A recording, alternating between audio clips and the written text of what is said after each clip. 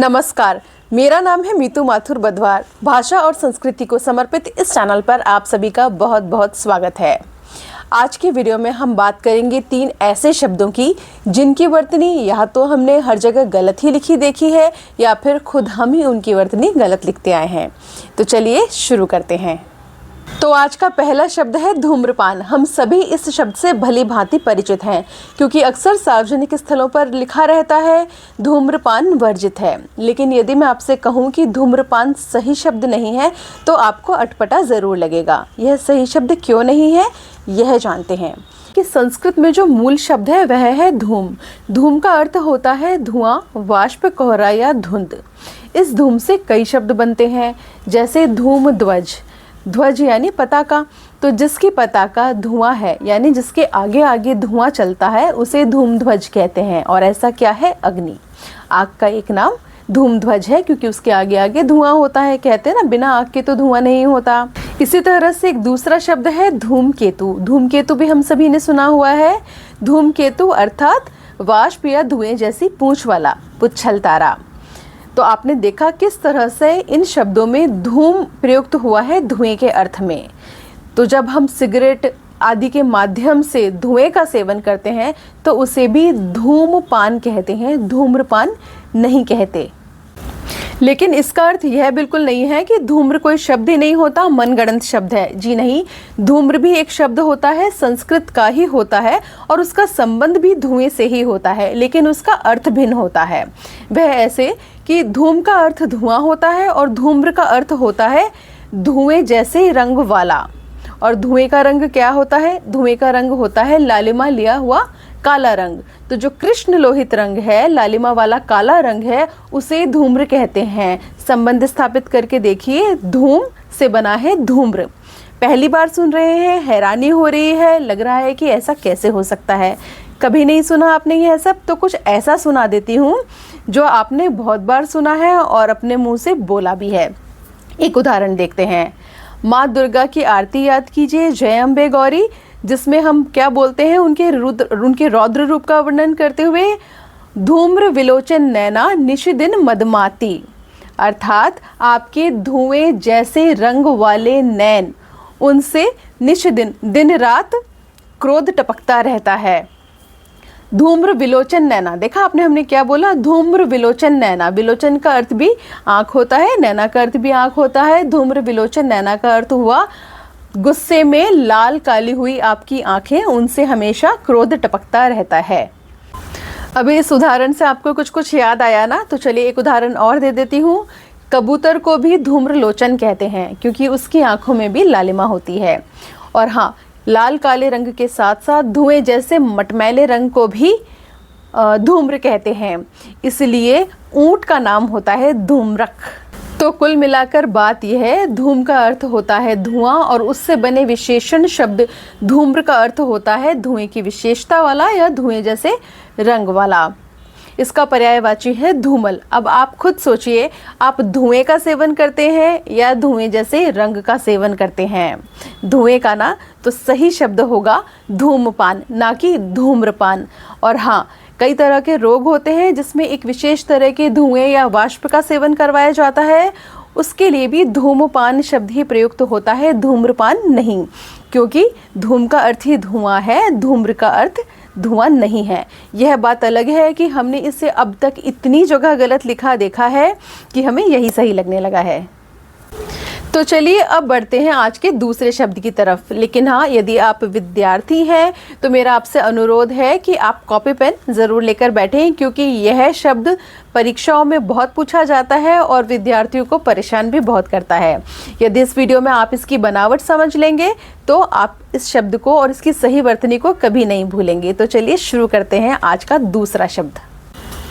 तो आज का दूसरा शब्द है अनुगृहित अर्थात उपकृत। इसकी ये 3 वर्तनियाँ आमतौर पर देखने को मिलती है, लेकिन जो सही वर्तनी है वह है अनुग्रहित। अब यह सही क्यों है, यह जान लेते हैं। लेकिन उससे पहले यह जानना बहुत ज़रूरी है कि यह एक तत्सम शब्द है।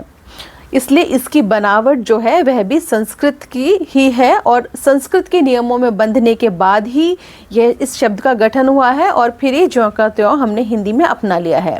तो इसकी बनावट संस्कृत की है, इसको हमें उसी तरह से देखना भी होगा। अब जो यह अनुग्रहित शब्द है यह मूलतः बना है संस्कृत के अनुग्रह से। अनुग्रह का अर्थ होता है कृपा, एहसान या उपकार, और यहीं से सारी उलझन पैदा होती है कि जब अनुग्रह से कोई शब्द बनना है तो या तो वह अनुग्रहित बनना चाहिए या फिर अनुग्रहित बनना चाहिए। आखिर ये ऋषि वाले र वाला अनुग्रहित कहाँ से आ गया? तो एक बार फिर याद कीजिए, मैंने कहा था ना कि एक तत्सम शब्द है, तो तत्सम शब्द है तो इसकी बनावट जो है, इसकी संरचना जो है वह संस्कृत व्याकरण के नियमों से बंधी हुई है। कैसे, वह हम इस शब्द के टुकड़े करके देखते हैं। अब देखिए, अनुग्रहित जो है उसकी संरचना कुछ इस प्रकार है। अनु उपसर्ग, ग्रह मूल धातु और साथ में आधा क त प्रत्यय। अब होता क्या है, संस्कृत में यह नियम होता है कि कई बार जब प्रत्ययों के योग से नए शब्द बनते हैं तो किसी किसी वर्ण का कभी कभी या तो लोप हो जाता है या आगम हो जाता है, यानी या तो कोई नया वर्ण आ जाता है या फिर कोई वर्ण हट जाता है। तो यहाँ पे आधा क त जो है प्रत्यय में, उसमें से आधा क निकल जाएगा। आधा क निकल जाएगा तो अब बचेगा अनु, ग्रह और त।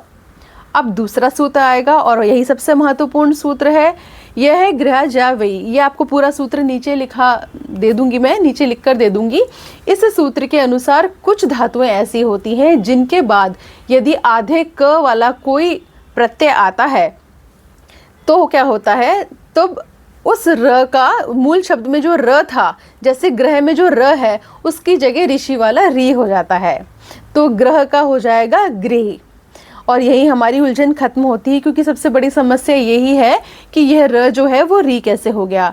तो यह संस्कृत का नियम है, पूरा एक सूत्र है, सूत्र नीचे लिख के आपको दिया है। इस सूत्र के अनुसार कुछ धातुएं हैं वो फिक्स हैं, उन धातुओं में अगर र है तो उसका री हो जाता है। इसी तरह से और भी परिवर्तन होते हैं, लेकिन हम ज़्यादा ना उलझे, सिर्फ र और री का नियम जान लेते हैं।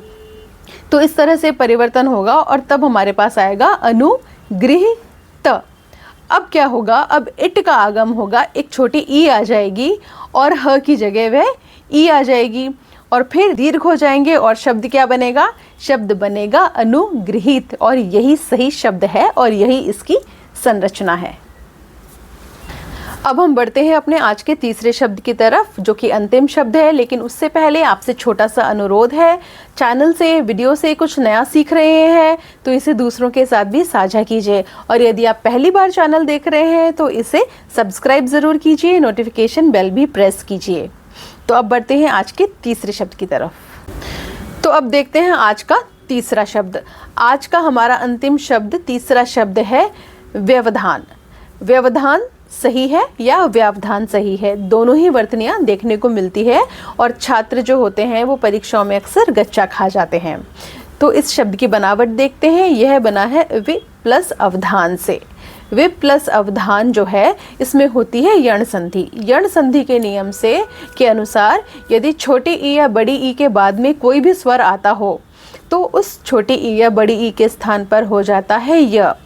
इस हिसाब से अब टुकड़े करके देखिए और फिर उन्हें जोड़कर देखिए तो बनेगा व्यवधान। तो व्यवधान ही सही शब्द है। हाँ, यहाँ प्रसंगवश एक ऐसा शब्द याद कर लेते हैं जिसका हम प्रयोग अक्सर करते हैं और जो भी इससे मिलता जुलता है वह है सावधान। सावधान और व्यवधान दोनों एक ही मूल शब्द से बने हैं। मूल शब्द है अवधान। अवधान का अर्थ होता है ध्यान, मनोयोग या फोकस। तो सावधान किसे कहते हैं, सावधान कहते हैं, स उपसर्ग लगा है ना इसमें, स का मतलब सहित होता है। तो सावधान उसे कहते हैं जो किसी काम को पूरे ध्यान से कर रहा हो, जिसका फोकस हो, जिसका ध्यान बटावा ना हो, वह हुआ सावधान। तो अवधान अर्थात ध्यान में स उपसर्ग लगाने पर बना सावधान, यानी पूरे ध्यान के साथ, पूरे मनोयोग के साथ।